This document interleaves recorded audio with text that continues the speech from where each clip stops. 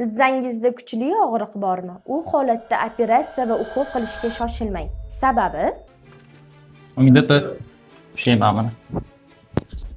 Sizga savolim bor.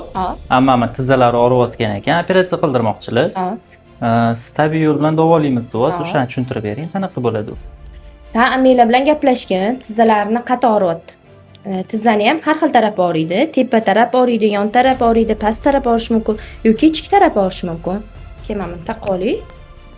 Odamlarga ham manfaatli bo'ladi. Men tushuntirib beraman. Tizzamni og'riyapti degan hissiyot bo'lishi mumkin, lekin noto'g'ri hissiyot. Chunki buni tizzamizdan nerv o'tmaydi. Shu uchun tizza og'rimaydi. Lekin ikkita suyakni ko'ryapsan, o'rtadagi sustavni ko'ryapsan. Buni atrofidagi ko'p muskullar bor. Har bittasini sanab o'tirmayman.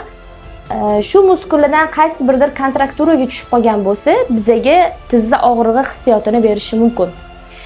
Ammanglarga aytasan, bellarni MRT qildirib keladilar. Biza shu muskulni topamiz, og'riq berayotgan muskulni topib turib, og'riq kelib chiqish sababini yo'qotib beramiz. Shu? Rahmat sizga.